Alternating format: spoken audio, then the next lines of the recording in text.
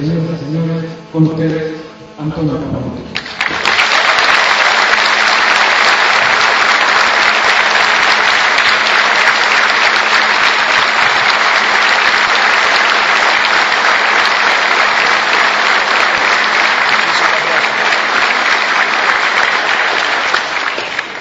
Muchísimas gracias.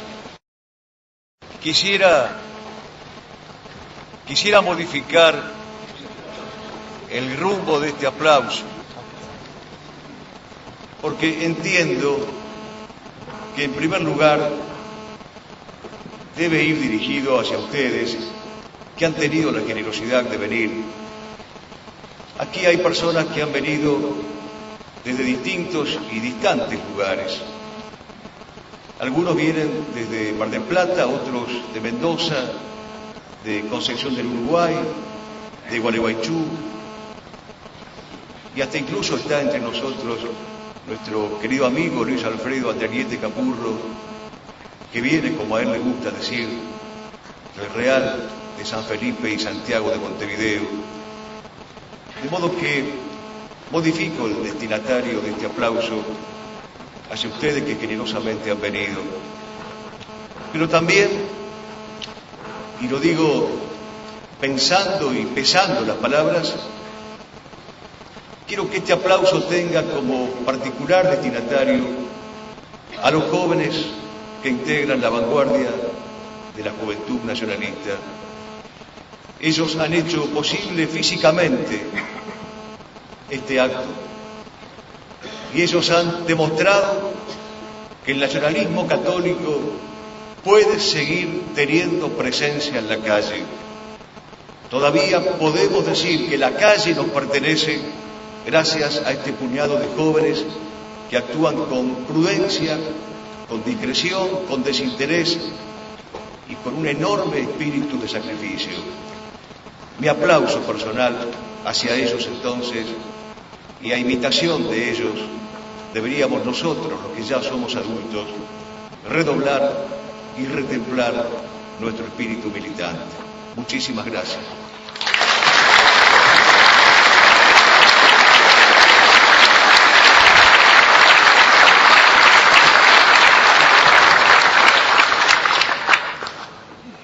En esta encrucijada doliente de la patria, alguien tiene que darnos las respuestas veraces. Y si mienten aquellos que dicen estar vivos, queremos preguntarles a los muertos heroicos, porque esos muertos mandan, porque perviven en sus ejemplos, porque tienen vigencia plena sus conductas, porque, parafraseando a Benito Pérez Galdós, podríamos decir nosotros: siempre habrá entre las tumbas una lengua que grite: la Argentina no se rinde. Y esa boca que nos sigue repitiendo en medio de los despojos que la patria no se rinde, esa boca que es la misma que otrora nos movilizara a la pelea contra las más grandes potencias de Europa, esa boca es la del ilustre restaurador de las leyes, don Juan Manuel de Rosas. Algunos heterodoxos, como Arturo Jauretche, creyeron formularnos un reproche a los nacionalistas cuando nos dijeron que nosotros estamos ante la patria como ante la tumba de un padre, mientras que ellos están como ante la cuna de un hijo. Pues la verdad es que nada tiene de objetable este gesto que nos reprocha Jauretche, porque este gesto define nuestra piedad filial, nuestra devoción viril, nuestra observancia agradecida. Estamos efectivamente ante la tumba del Padre, pero para conservar la memoria de sus hazañas, para rescatar su herencia espiritual y para proyectarla. Solo entonces podremos velar con alegría la cuna del hijo que alumbra la casa. Si Jauretche y tantos otros como él hubiesen sido hombres de fe, hubieran advertido que el cristiano esto es nosotros, esto es el nacionalismo católico, está a la vera de la tumba paterna, aguardando la resurrección de la carne, la promesa presentida del cielo irrefragable, el porvenir eterno iluminado por el lucero del alba. Y no hay otra expectativa ni hay otro anhelo como este que nos impregne de tanto arrojo para el combate, de tanto celo misionero y de tanto afán para la lucha sin relevo ni tregua. Estamos, pues, orgullosamente ante la tumba del Padre. Lo primero que nos duele en la Argentina de hoy es el escarnio de la fe verdadera, la persecución a la cruz, el agravio intencional a la Santa Madre Iglesia, ejecutado sistemáticamente con la anuencia de todos los poderes públicos, y lo que es más grave, con la pasividad cobarde de los pastores ajenos a la grey y desleales al Dios de los ejércitos. Un ejemplo reciente bastará para probarlo. Una asociación inequívocamente masónica, denominada 20 de septiembre, y que opera en Mendoza, ha encontrado eco en el gobernador oficialista de dicha provincia para proponer una iniciativa que ya ha sido consumada en otras provincias de la patria: retirar los signos católicos de los edificios públicos. Algún católico liberal ha dicho que esto viola la Constitución. El mismo católico liberal ha dicho, para ser políticamente correcto, que esto recuerda algún desafuero de un periódico nazi de los años 40. Subterfugios y elipsis para callar lo único que debe ser dicho: esto viola la realeza de Jesucristo y por eso es grave. Esto no es obra de alucinados hitleristas de los años 40, sino de los poderes judaicos y masónicos, dueños impunes del país, que actúan a sabiendas.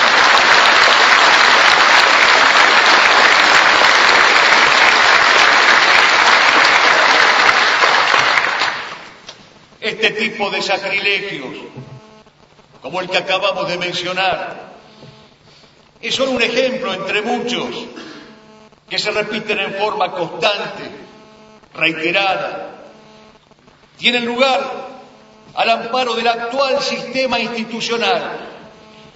Son posibles precisamente porque gozan de salud las leyes positivas del sistema democrático, porque rige la Constitución, que es la expresión acabada de ese derecho nuevo condenado por el magisterio de la Iglesia. Para nuestros obispos, sin embargo, y lo acaban de decir en la declaración del pasado 10 de marzo, el problema es que no se respeta la Constitución y que no funcionan las instituciones democráticas. Y entonces proponen vivir con espíritu fraterno y solidario, tal las textuales palabras. ¿Qué diferencia hay entre este lenguaje oficial de la Conferencia Episcopal Argentina y el lenguaje de las sectas y de las logias? ¿Cómo es posible que todas estas testas supuestamente sapienciales no tengan la suficiente capacidad para advertir cuál es la raíz más honda del drama argentino? ¿Cómo es posible que omitan expedirse sobre lo único que realmente importa? Pues bien, lo diremos nosotros por ellos.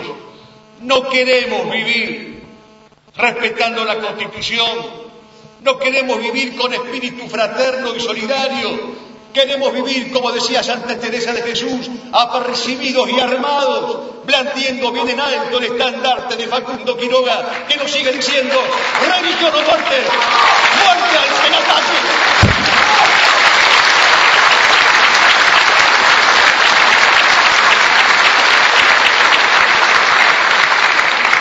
Si Rosas viviera, diría y haría lo que dijo y obró.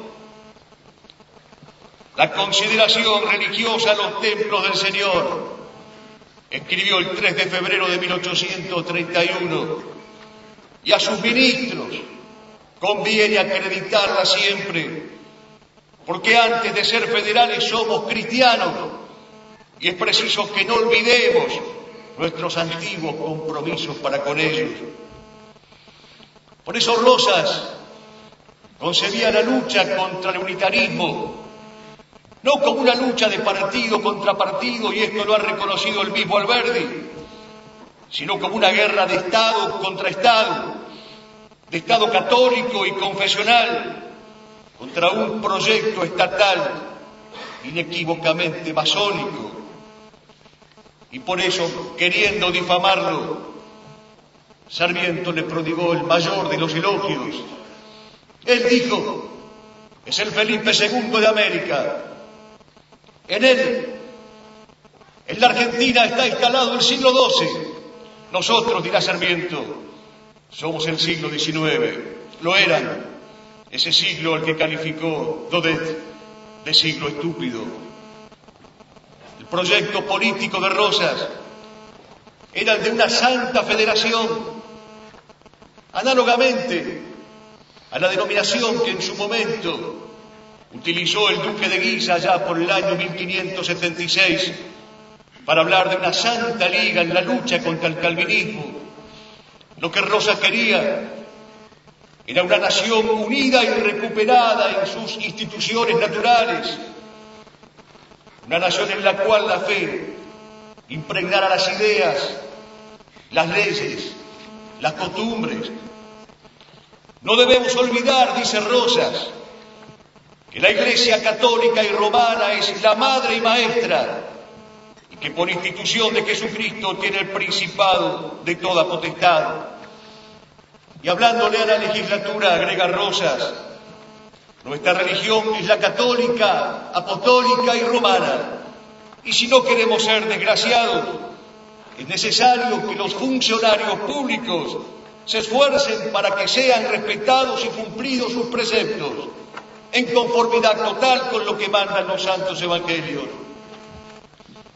Al igual que el general San Martín, que pedía para los blasfemos un hierro candente que horadara sus lenguas, el restaurador de las leyes pedía que la justicia armada, y son sus gloriosas palabras del 30 de diciembre de 1833, que la justicia armada, cansada de sufrir, cuelgue alguna vez para ejemplar escarmiento a esos malvados sin patria, sin pudor y sin religión.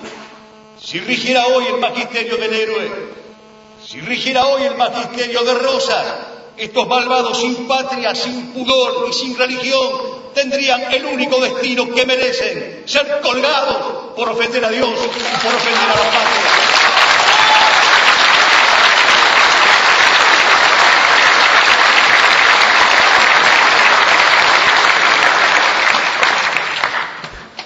El segundo dolor,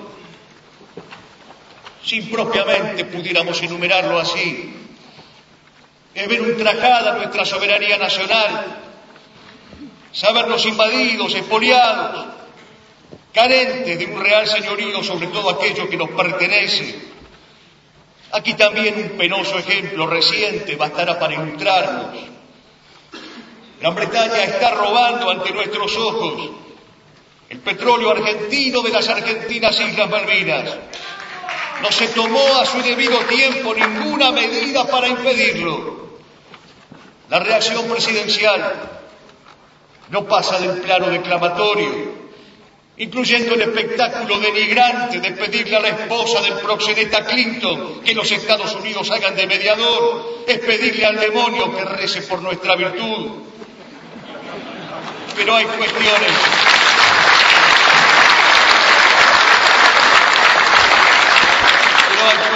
gravísimas tras estos hechos, que algunos economistas patriotas, investigadores del tema, están dando a conocer. A las principales empresas de explotación petrolera que operan en las provincias patagónicas, los testaferros de los Kirchner le prorrogaron los contratos por 35 años más. Una operación crapulosa similar a la que en su momento se hizo cuando se estatizó la deuda de Techín, que entre otras cosas es la proveedora de los tubos para la extracción de nuestro petróleo por los enemigos seculares. Existen interconexiones entre los bancos intervinientes en el pago de la deuda que prolijamente paga el gobierno y las sociedades petrolíferas que saquean Malvinas.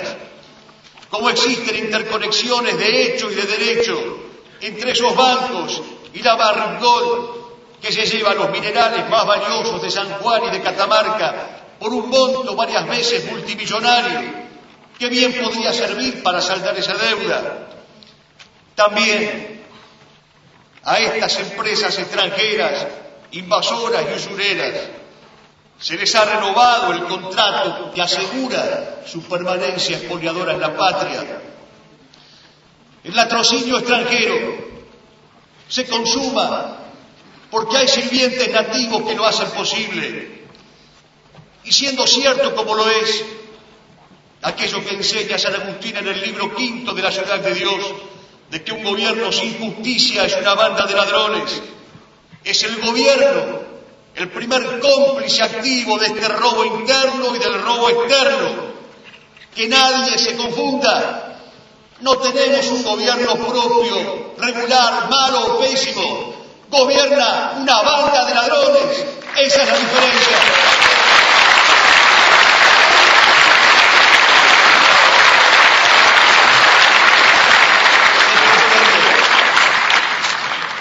Se comprende en esta perspectiva que el canciller Tajana haya enfatizado que se descarta toda acción militar para recuperar lo nuestro, para defender nuestros derechos soberanos en aquellas islas. Préstese atención a esta paradoja trágica. Este viejo y crapuloso terrorista montonero no tuvo escrúpulos en alzarse contra la patria, no tuvo escrúpulos, entrenado y financiado por Cuba y por la Unión Soviética, en atacar al ejército argentino, belicoso frente a su país, agresivo frente a las Fuerzas Armadas Nacionales. Hoy es el primer pacifista ante la prepotencia inglesa. Esta es la doble moral de los funcionarios terroristas, moral en todo contraria a la que enseña el Martín Fierro. Ellos son blandos con los duros y son duros con los derrotados. Les llegue desde aquí nuestro repudio, el desprecio de todo ciudadano bien nacido que sigue repitiendo: yo digo que este sur nos pertenece, que todo es nuestro, simplemente nuestro, y que hay que defenderlo con las uñas, con la voz, con las garras, con el pecho, hasta quedar una tarde azul y blanca, definitivamente libre, muertos.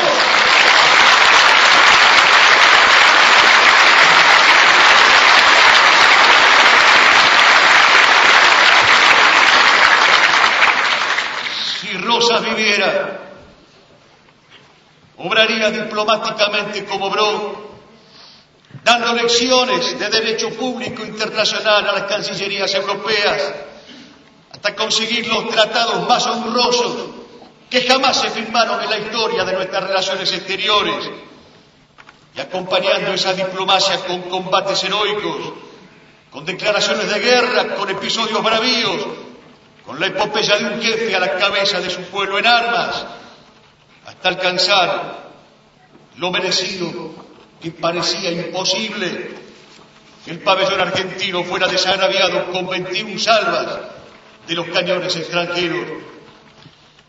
Admirado por esta conducta de don Juan Manuel de Rosas, don Leopoldo Lugones, el poeta de la patria, escribía: Rosas alzó entonces su cabeza, principalmente hermosa y soberbia, hizo pelear a su pueblo, y batiéndose ambidestro formidable, con un brazo contra la traición interna y con el otro contra la invasión que venía a saquear la propia tierra, echó a la tempestad riendas de hierro que manejó con sus puños de gran jinete de pueblos y de potros, y por segunda vez se salvó la independencia de América.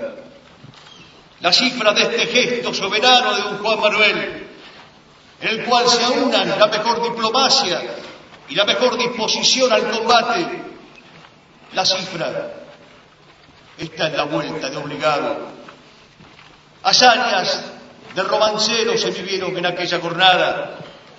que el enemigo calificó de gallarda proeza, y como en el romancero parecía animar el combate aquellos versos de Bernardo del Carpio: escuchadme, los que os preciáis de Hidalgo, no consintáis que extranjeros hoy vengan a sujetaros. Por eso ese combate tuvo el despliegue de tanta bravura. El teniente Quiroga alzó aquella mirada que le dejara a su padre, y como él lo hubiera hecho y en su nombre, peleó sin darse resuello. El coronel Juan Bautista Torre, desde su batería incendiada, dirige disparo tras disparo con la precisión de su veteranía. Cuando ya no le quedan cartuchos, la orden es librar el combate cuerpo a cuerpo. El capitán Tomás Cray voló el bergantín republicano antes de entregarlo al enemigo. Al frente de un puñado de patricios que cargan a bayoneta va el coronel Rodríguez.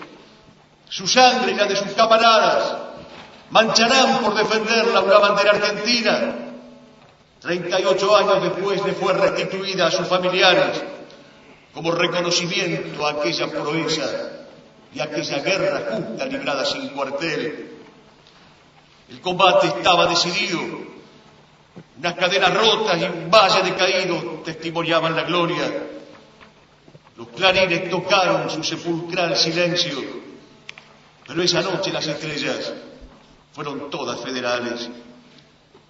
He aquí el camino que nos trazaría Rosa si viviera, para recuperar el pleno ejercicio de la soberanía nacional. No se necesita firmar actas, sino afirmar actos decentes, gallardos, varoniles. No se necesita ningún contrato social rusoniano, sino el contrato de la sangre derramada por el honor y por la estirpe. No se necesitan generales emasculados, sino un soldado cabal como Mansilla, que les diga a sus hombres en víspera del combate lo que les dijo el 20 de noviembre de 1845. Contad con ver en donde sea mayor el peligro a vuestro jefe y camarada, cada cual en su puesto. De los valientes sea la victoria, no pueden pasar por esta vuelta de obligado. ¡Viva la patria! Esta actitud varonil es la que hoy nos trazaría don Juan Manuel de Rosas si viviera. Pero el contraste es más agudo y más hiriente todavía.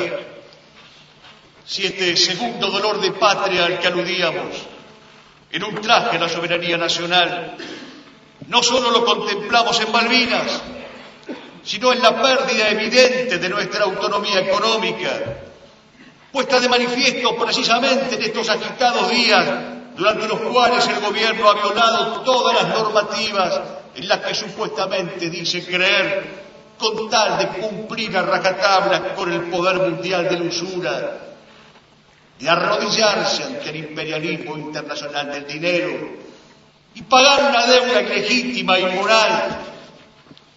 Es enseñanza clásica del magisterio de la Iglesia, ratificada en 1987 por el Pontificio Consejo Justicia y Paz en su declaración titulada Al servicio de la comunidad humana, que las deudas externas no deben pagarse a costa de la soberanía de los Estados, no deben pagarse a costa del desarrollo económico socialmente necesario, ni deben pagarse a costa de un nivel de vida decoroso.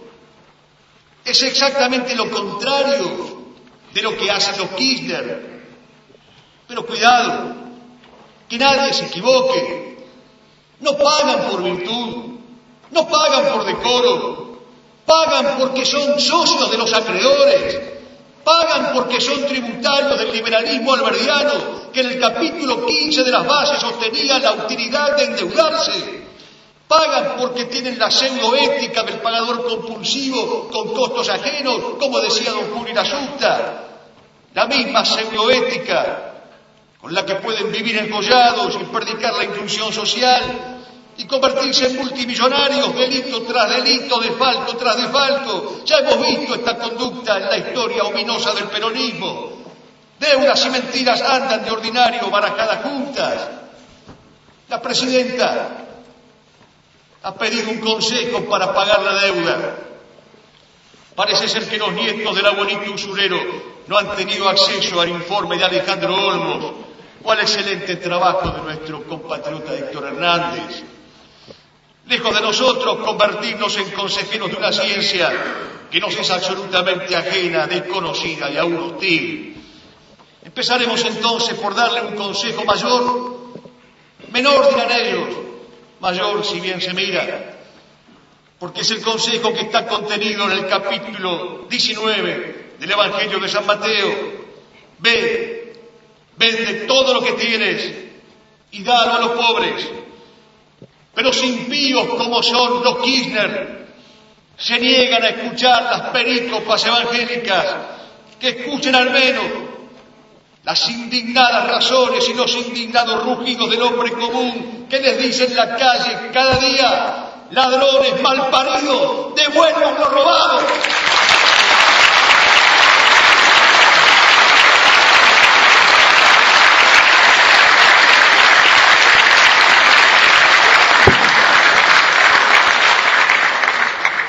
Si Rosa viviera, castigaría a los ladrones como supo castigarlos.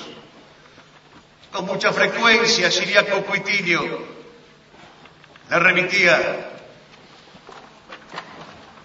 las culpas demostradas de aquellos a los que se capturaba infraganti, y al pie del informe de Ciriaco Cuitinio, con letra caligráfica, la rúbrica bien visible, indisimulada, del gobernador de Buenos Aires, que decía una sola palabra: fusíleselo.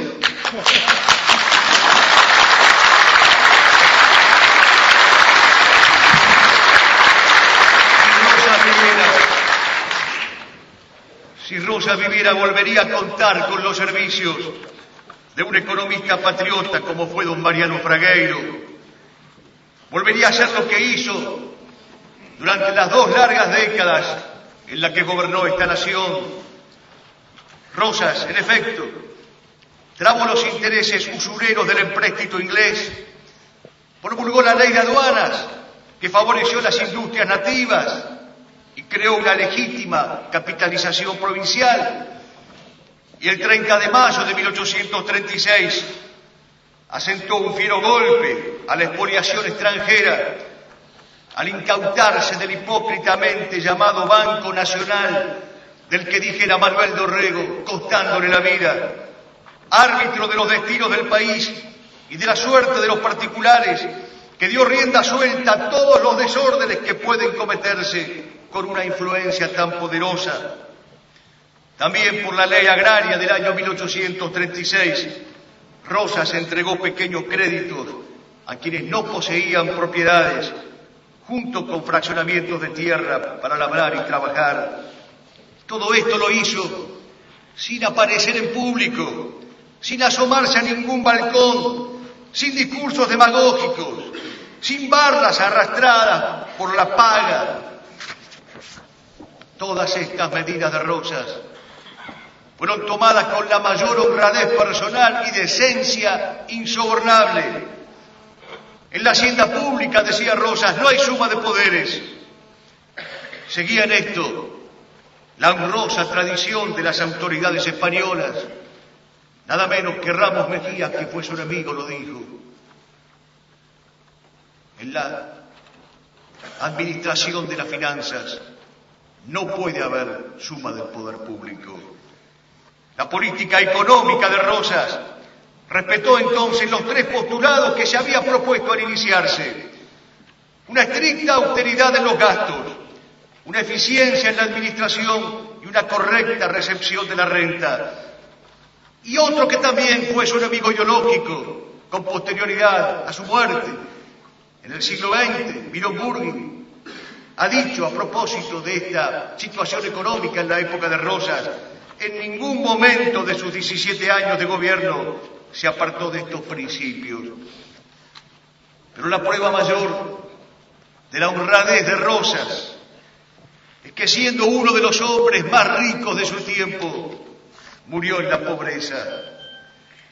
Su obra estaba hecha, su rescate pagado, dice el padre Castellari. Terminaba su arreo rudo, había hecho lo que estaba mandado, y después el hecho de todos los mortales, la debilidad sin languidez y un resbalar lento del alma a los portales que se pasan solo una vez. El extraño panorama de su vida toda por delante, dolores corporales que avientan lo trivial, rosas, sintió en un lampo todo el tiempo de antes, galopando un negro bagual.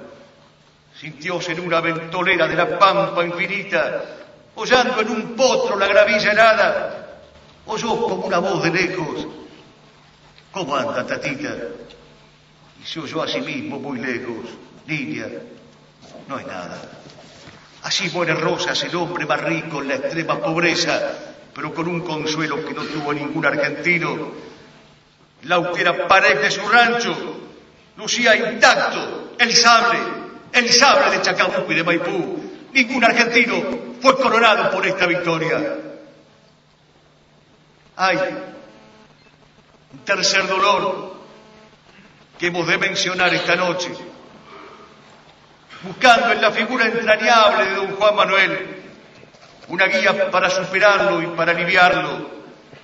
Dame, patria, dolor y así de herido, pruébame alguna vez que no es bastante vivir pensando en ti, así he vivido. Es el dolor de la corrupción generalizada, que empieza por el grave reduccionismo de no llamar a la corrupción por su verdadero nombre, que es pecado. Es pecado contra el orden natural y contra Dios, que es el autor del orden natural. Promover oficialmente, como se promueve la contranatura y la cultura de la muerte. Están asesinando criaturas no nacidas en nombre de los derechos humanos.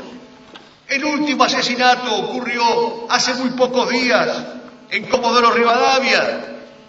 Conocemos los nombres de los responsables de este asesinato. Son los que manejan la Secretaría de Derechos Humanos, el Consejo Nacional de la Mujer, el Ministerio de Salud.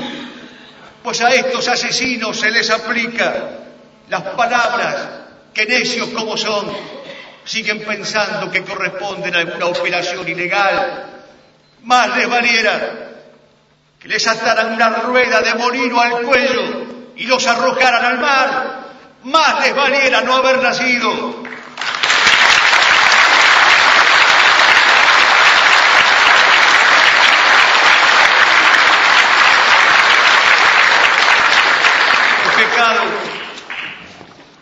Es pecado imponer una política educativa exhibida como una burda ideologización gramsciana.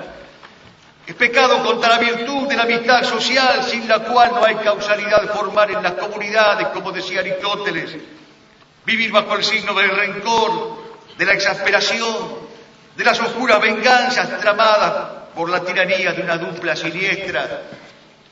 Es pecado contra la piedad falsificar la historia, la de la patria naciente y la de la patria sangrante, atacada por la guerra revolucionaria.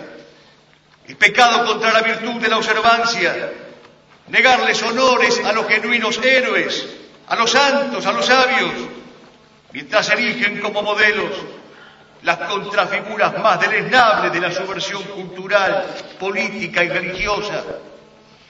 Es pecado contra la honestidad que los delitos queden sin castigo, que los delincuentes estén repartidos por igual entre el oficialismo y la oposición, sin que jamás les alcancen las sanciones reales. Es pecado contra la fortaleza que la inseguridad ciegue la vida de tantos inocentes, mientras a los culpables los protege el garantismo jurídico. Y es un pecado gravísimo contra la justicia, un pecado que clama al cielo, que mediante parodias tribunalicias primero, mediante testigos falsos después, valiéndose de magistrados facciosos seguidamente y violando a cada paso la legislación vigente, se tengan encarcelados en las peores condiciones a más de 600 hombres de las Fuerzas Armadas y a uno de sus capellanes, el padre von Berlitz, perseguido insidiosamente por un juez hebreo, exclusivamente por odio a la fe católica.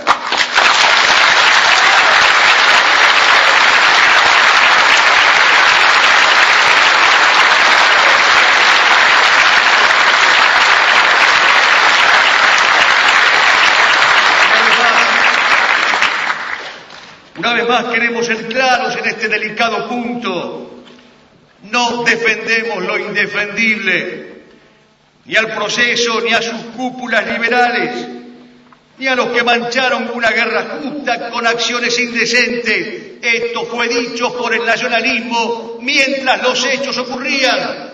Y cuando la izquierda callaba, esto fue dicho por nosotros, nacionalistas católicos. No defendemos lo indefendible. Pero la verdad es que los actuales prisioneros de guerra no están encarcelados por lo malo que pudieron haber hecho. Están encarcelados porque para la tiranía kirchnerista el objeto enfermizo de su odio es el haber combatido sin reservas por Dios y por la patria, es el haberse enfrentado contra las bandas homicidas del marxismo, bajo los signos que más detestan estos partisanos, la cruz de Cristo y la bandera azul y blanca. Queremos para estos hombres, queremos para estos soldados cautivos la libertad, la paz y el homenaje. Queremos que se les restituya el honor que les fue quitado. Pero no se conseguirá, no se ha conseguido, rogándoles una amnistía y una concordia a los criminales de guerra que hoy gobiernan. No se conseguirá arguyendo la teoría de los dos demonios y la simetría que equipara a los partisanos y verdugos con las víctimas. No se trata de forzar una reconciliación de opuestos imposible. Se conseguirá bajo el signo de rosas, luchando y predicando la verdad entera, oportuna e inoportunamente. No es un pacto de la Moncloa lo que salvará a la nación.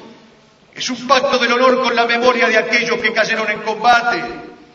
No es el actual rastrerismo de las cúpulas castrenses, ni la genuflexión de los altos mandos, ni la horribilísima confusión de la derecha liberal lo que resolverá la libertad de los prisioneros de guerra. Rosas conquistó el desierto por las armas para liberar a los cautivos. No pidió la mediación de los partidócratas, no pidió la compañía del rabino Berman, pidió que lo escoltaran los colorados del monte, las fuerzas del mundo,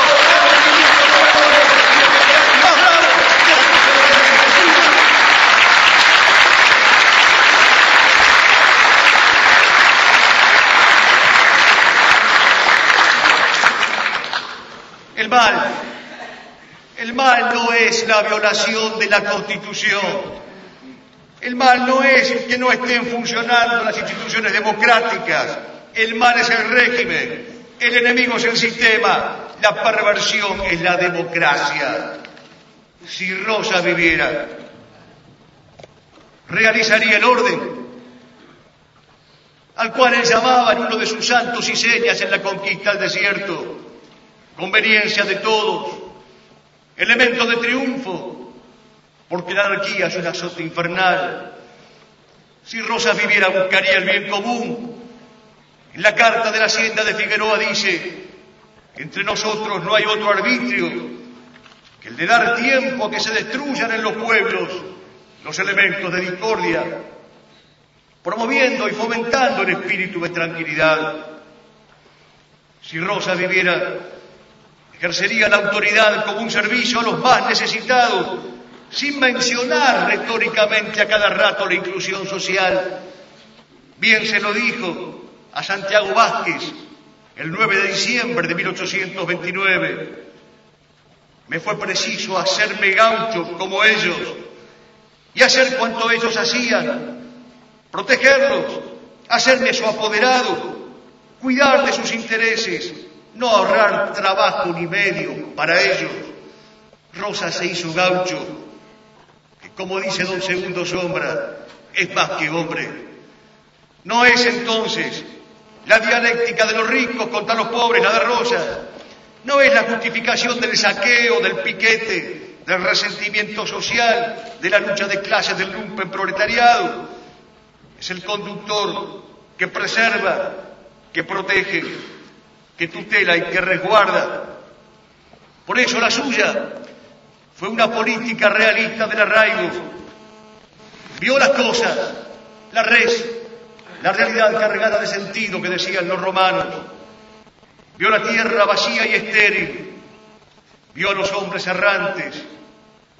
Vio el arado detenido si el sable no custodiaba el surco. Vio que el hombre es un ser que habita. Pocos, como este bárbaro de la historia oficial, tuvieron tanto empeño por fundar la ciudad, por protegerla y por instaurarla. Se inspiraba para gobernar, como lo hizo, en las grandes enseñanzas de los autores contrarrevolucionarios que tanto ha escandalizado Arturo Sampay. Pero es cierto, Rosas conocía los clásicos contrarrevolucionarios y fueron estas lecturas, más el conocimiento de los clásicos griegos y romanos, más el conocimiento del catecismo, más la formidable experiencia de hombre de campo, lo que le permitió darse cuenta de la amenaza de la masonería, del mal del jacobinismo, del peligro de la revolución en permanencia, como se lo escribió a Tomás Guido, de la acción disolvente de los partidos políticos, como se lo dijo a Pedro Molina, de los efectos deleterios del liberalismo y hasta de la polilla del modernismo que carcome a la Iglesia y de lo que él llamaba criollamente los curas gambeteros. Hasta Rosas se da cuenta, y lo dice expresamente, de la amenaza del comunismo que entonces irrumpía en la vida europea.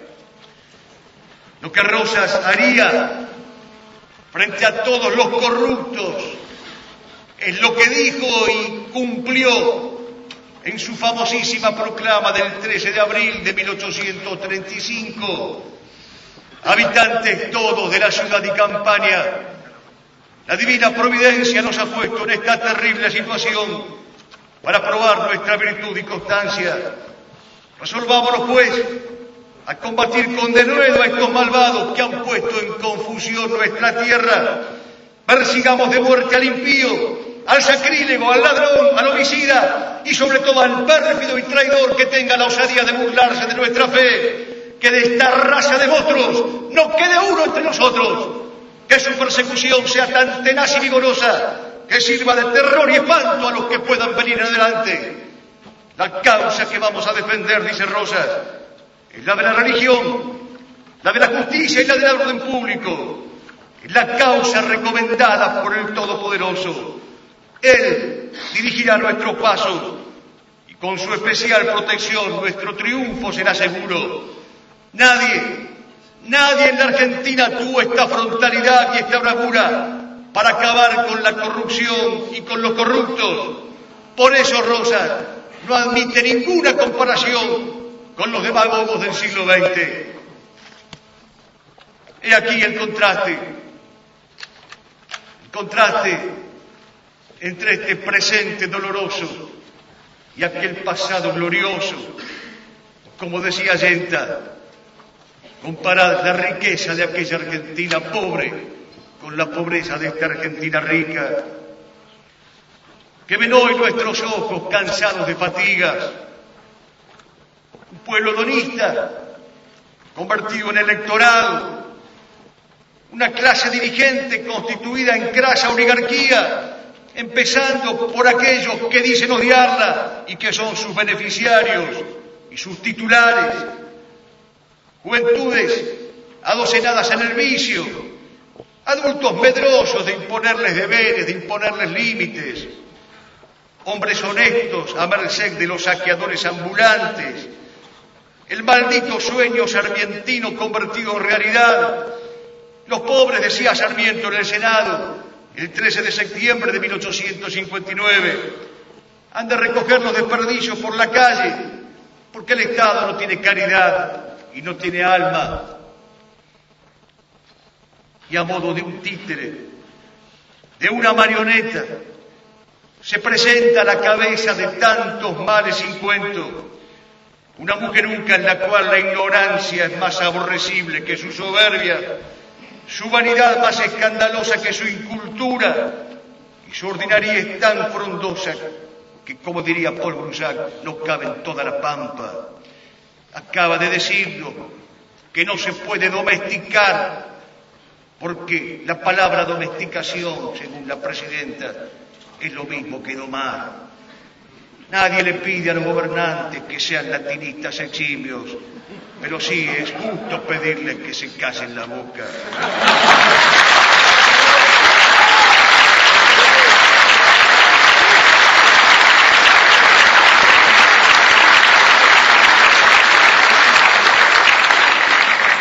El estilo de esta mujeruca es la negación de la aristocracia del espíritu.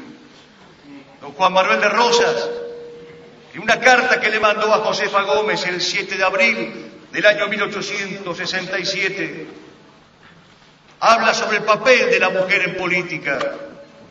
Y dice Rosas con acierto: pienso que si de las mujeres han nacido los hombres, también ellas pueden contribuir a la felicidad de las naciones nacientes, que por su inexperiencia cometen los errores de la juventud, errores que es mejor que sean modificados por las manos suaves de las madres que por las perezas de los preceptores.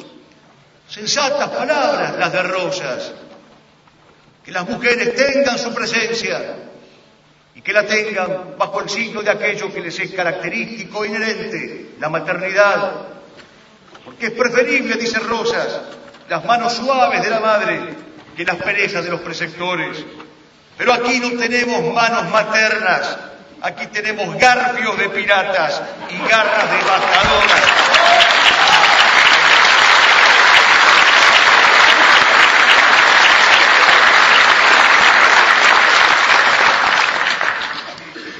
En las antípodas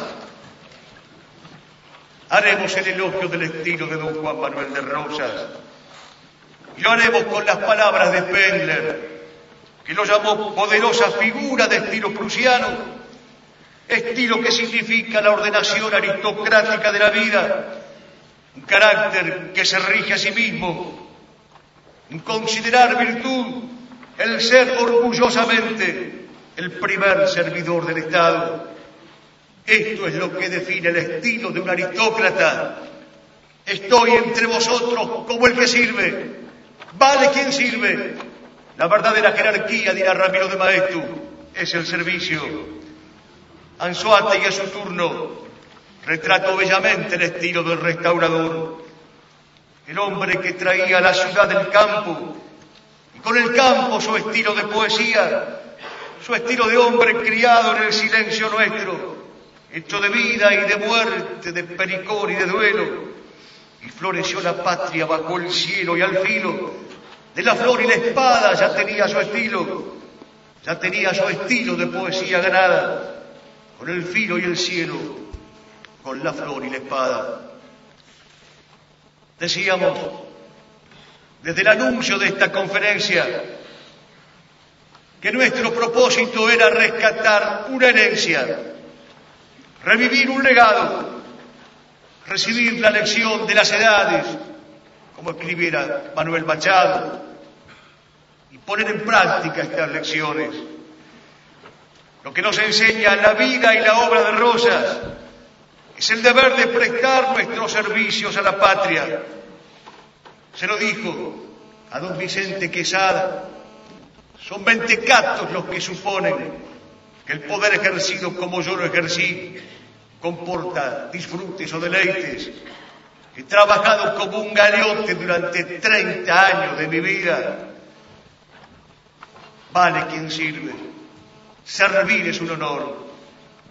A pesar de los pesares entonces, queridos amigos, a pesar de las limitaciones que son tantas, de los inconvenientes que se multiplican y de los fracasos que nos faltan, hay un servicio que podemos y debemos seguir prestando.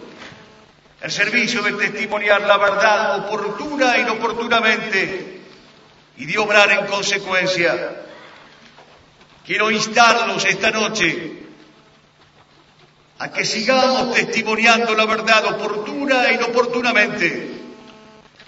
No debemos subestimar el servicio que significa dar testimonio de la verdad. Dejemos eso para los eficientistas y pragmatistas que creen que en política necesariamente hay que contemporizar con el mundo. Si algo puede concurrir al advenimiento de una verdadera legitimidad política, es declarar desde el comienzo la ilegitimidad del actual sistema. No es legítima la partidocracia, no es legítima la soberanía del pueblo, no es legítimo el sufragio universal, no es legítimo el constitucionalismo moderno ni el derecho nuevo, no es legítima la democracia.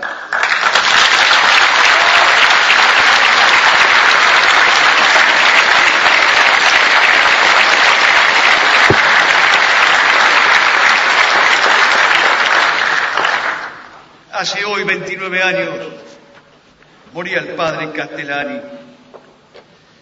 Mis amigos, escribió el padre, mientras quede algo por salvar, hay que hacer lo que se pueda por salvarlo. Cuando ya no quede nada por salvar, siempre y todavía hay que salvar el alma. Ahora, agrega el padre, la voz de orden es atenerse al mensaje esencial del cristianismo, dar con la vida testimonio de la verdad y desear la vuelta de Jesucristo. Pero eso sí, dice Castellani, que no pongan lo que es puramente terreno como la democracia, lo que es mortal y contaminado, por encima de la persona de Cristo, ni de su santo nombre, ni de su corazón, ni de la imagen inviolable de la mujer que fue su madre. Que no pongan la democracia por encima de Dios, porque con esto sí que no hay reconciliación, dice Castellani. Contra esto hay guerra perpetua. Mientras yo tenga vida, mi función, y para eso me alimenta el pueblo cristiano, es luchar contra el error religioso, la mentira en el plano de lo sacro y el padre de la mentira. Sin eso, culmina Castellani, no puedo salvar mi alma, ni me es lícito dormir, ni comer siquiera. Guerra perpetua contra los enemigos de Cristo. En la epístola a Diogneto, que es uno de los textos patrísticos olvidados del siglo II, se dice que los católicos deben ser el alma de la ciudad, el alma de la polis, y por lo tanto, en tanto alma de la polis, nos corresponde la memoria, el entendimiento y la voluntad, y todas las potencias del alma. Esta es la verdadera misión que nos compete. Se invoca permanentemente en nuestros días el Bicentenario. Se dice con ignorancia y con malicia que la patria nace el 25 de mayo de 1810. La patria grande, la patria hispanoamericana, nace el día de la Virgen del Pilar del año 1492, de la Pilarica, de la que decía la copla que no quiso ser francesa, que quiso ser capitana de la tropa aragonesa. Este es el día en que la patria nace. Pero hay una fecha más importante y más entrañable todavía para nosotros. El 1 de abril del año 1520, en el puerto San Julián, se celebró la primera misa por orden de Magallanes. Si creemos, como creemos, que la historia es cristocéntrica, si creemos que Cristo es el Señor de la historia, si pudiéramos decir, como decía el converso Mussolini hablando de Jesucristo, yo lo veo como el eje de la historia, y a los siglos girará a su alrededor, pues entonces aquí está el origen de la patria. El 1 de abril del año 1520, fecha de la cual el próximo 1 de abril se cumplirán 490 años sin que nadie lo recuerde. En su momento, cuando se cumplieron los 450 años de esta fecha, el Papa Pablo VI remitió una carta al pueblo argentino, diciendo en esas líneas que la Eucaristía, perpetuación de la última cena y del sacrificio del Gólgota, sea en la comunidad nacional y en la vida de cada uno de sus miembros el sacramento que nos mantenga fuertes y fieles. Necesitamos para pelear de la Eucaristía. Por eso decían los rojos de los Requetés, que no había enemigo más peligroso que un requete recién comulgado.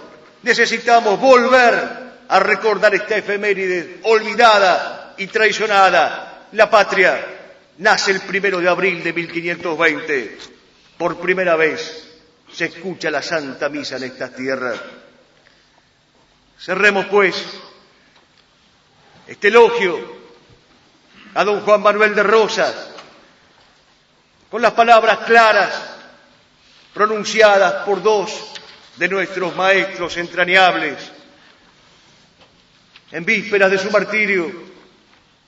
Jordán Bruno Yenta dijo, hablando de Rosas: la Argentina que yo quiero es una nación como aquella que ya existió, como aquella de los años 1848, 49 y 50, cuando la más poderosa potencia del mundo, Inglaterra y luego Francia, firmaron con Arana, con Lepredur, con Juan Manuel, los tratados más honrosos de la historia argentina.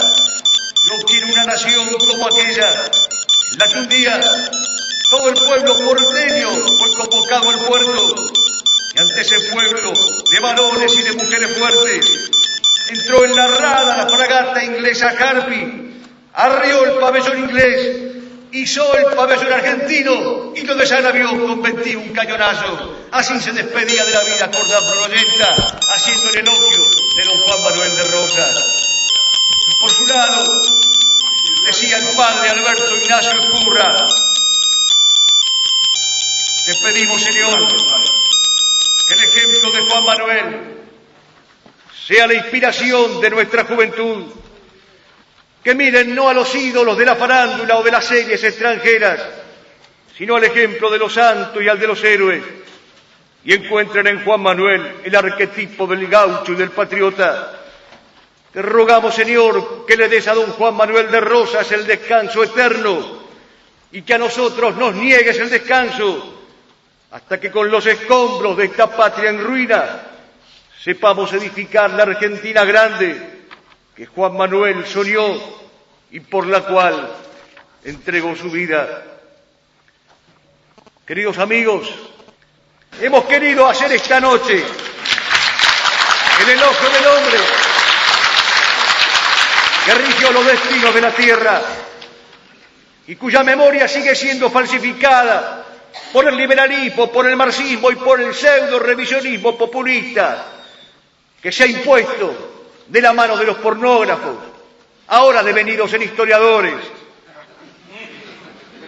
Fue en el año 1889, corrían los tiempos de Juárez Celman, tiempos crepusculares para esta patria, cuando el periódico El Mosquito trae en su tapa la imagen de Rosas que emerge de un túmulo. Ante él están caídos Juárez Celman, representado en la figura de un borrico, y sus colaboradores convenientemente caricaturizados como animales.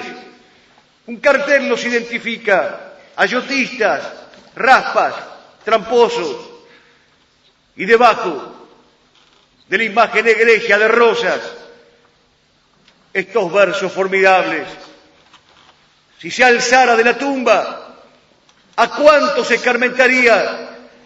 El país que hoy se derrumba, con un Rosas vencería. Juan Manuel, que se levante en tu tierra un argentino capaz de tus hechos, que se plante con denuedo frente al orgullo extranjero, que cierre logias, que ponga bozal y freno, que prefiera una pobreza noblemente aceptada a la riqueza innoble de la entrega, que tenga para custodiarnos a los colorados del monte y a los mazorqueros. Juan Manuel, prometemos combatir por esta tierra tuya y nuestra, pidiéndole al Dios de los ejércitos la gracia de la fortaleza.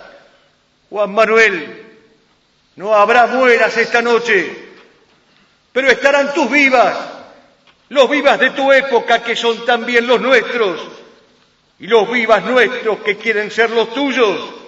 ¡Viva don Juan Manuel de Rosas! ¡Viva la Santa Federación! ¡Viva la patria! ¡Viva Cristo Rey!